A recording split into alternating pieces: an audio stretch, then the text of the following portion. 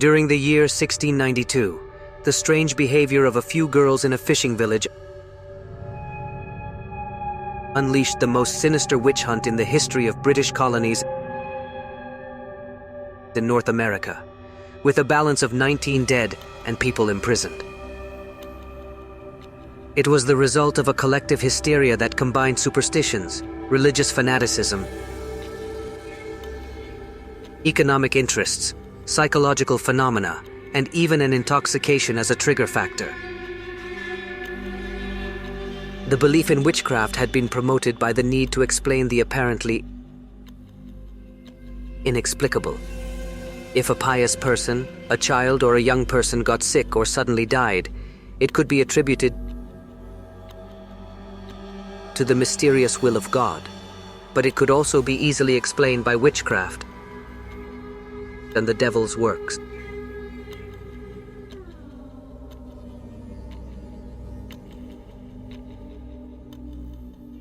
There were thousands of women who burned in the bonfire accused of witchcraft after being subjected to horrible martyrdom. Until the year 1620, the first settlers from England and the Netherlands arrived in the lands of New England, known as the Pilgrim Fathers.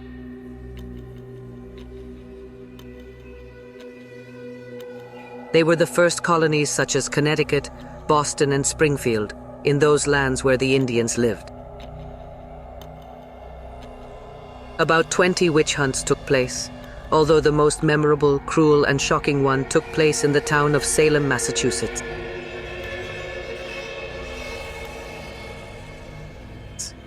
In 1692, some strange events began to happen in the small town of Salem, enclosed between swamps and inhabited by Puritan workers.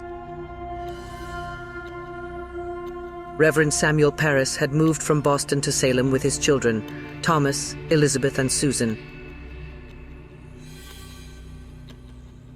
in addition to his niece Abigail Williams, who had lost her parents, murdered by the Indians. Along with them lived his slave named Tituba, along with her husband John, who took care of the children. Reverend Parris was obsessed with earning the love of God and the respect of the inhabitants of Salem. But his poor ability in treating his family, which he imposed on an extreme discipline, and his distrustful and arrogant character made him feel pointed out and harassed by his neighbors. Tituba, the slave of the Parris family, liked to tell mysterious stories to the daughters of the Reverend and his friends, as well as participating in old voodoo rituals. Often, these stories and ancestral rituals clashed with the Puritan morality of those children, and began to ignite the imagination of teenagers Betty Parris and Abigail Williams. One day, these girls were surprised dancing without clothes in a forest, while Tituba performed on a cauldron, original rituals of his native land. Unexpectedly disturbing testimonies of blasphemies, curses, and scandalous visions of young girls without clothes. Lighting candles in a clearing of the forest while invoking supposed demons, and rubbing their bodies with each other, putting all the neighbors on alert. After performing these acts, the two girls began to suffer public convulsions, to pronounce meaningless words and phrases, to burst into sudden and apparent tears, and to have bestial behaviors. In reality, it is very possible that the two tried to hide their intimate games, to which she very soon joined in Potman, a 12-year-old girl, daughter of one of the richest families in the population.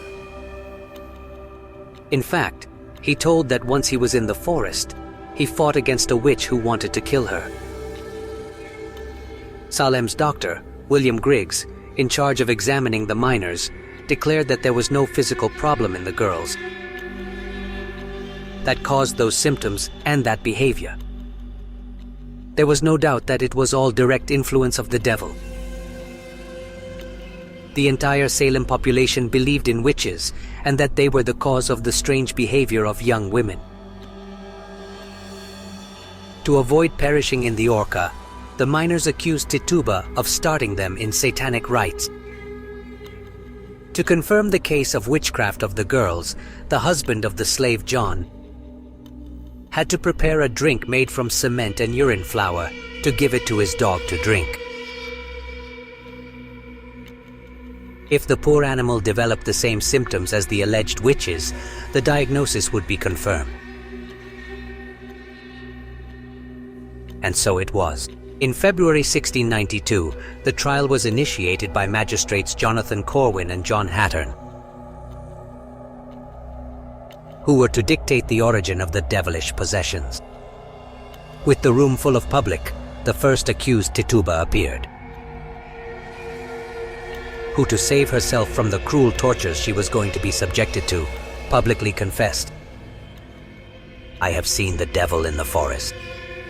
Sometimes he takes the form of a very tall man with black hair, or a black dog, sometimes a pig. And I have seen a yellow bird kiss the finger of another witch. Betty, Abigail, Ann Putnam, Sarah Osborne, and Sarah Good are at the service of Satan. I have also seen the name of other neighbors in the book of evil. According to their words, the book that mentioned and in which all the names of the witches that were in Salem were figured out. A mysterious man had given it to her." After declaring himself guilty, Tituba was sentenced to prison and was in prison for a year. After being released, she revealed that her alleged confession was obtained by her lover Samuel Parris at the brink of a stroke. When he found out, he repudiated her, and she was later bought by another person. She was pregnant at the time of the trial, and it is believed that her baby was delivered to Paris, a family with which she never had any closeness again.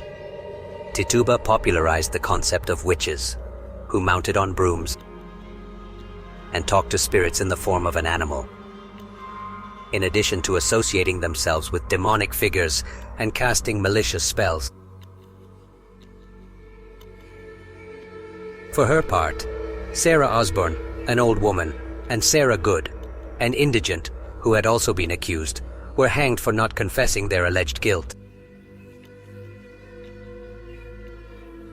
Later, another woman named Martha Corey followed the same fate and was found without a foundation, and her husband Giles lost his life in prison while he was martyred, a reverend named George.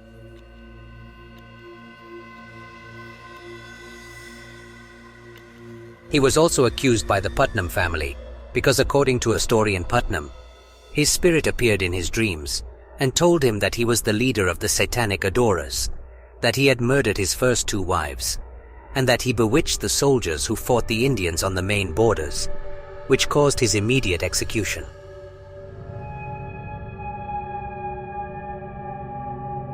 Another village woman, Susan Martin, was accused by a neighbor because she believed that she had bewitched her oxen, and John Alden, another of Salem's inhabitants, was accused of being the man who supposedly had delivered the book with the names of the witches to Tituba. On June 2, 1692, Judge William sent the Orca to Bridget Bitsop, a woman who 12 years earlier had been declared innocent of the charge of witchcraft, and whose only sin had been to have an extroverted character and to have been married 3 times.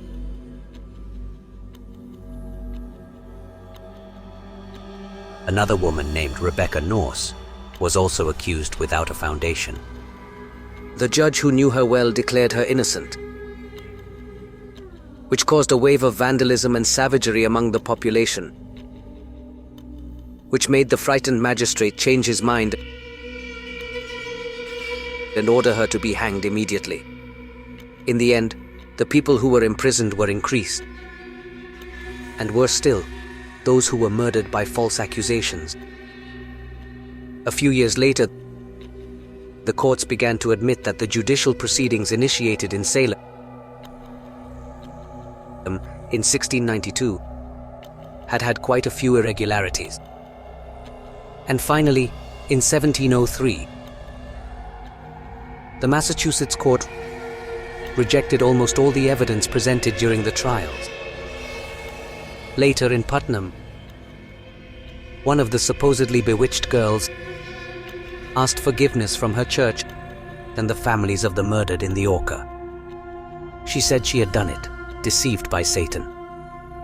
For her part, Betty Paris left Salem with her father, and Abigail Williams' trail was lost in mid-1692.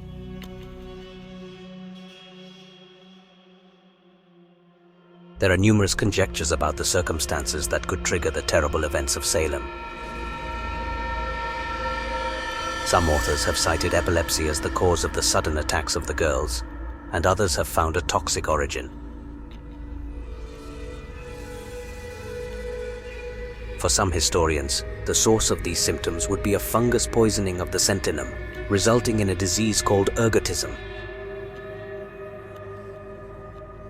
which is a disease caused by the intake of food contaminated with mycotoxins produced by parasitic fungi. Caused mainly by the corn flour that contaminates the centinum, and much less often also oats, wheat, and barley. However, for most studies, the most likely cause of such terrible events is collective hysteria, as a result of the suffocating climate of Pultonism and repressive education that prevailed in those times. Hysteria had been defined a few years before the events of Salem as the Great Simulator, for being an evil capable of simulating a large number of organic diseases.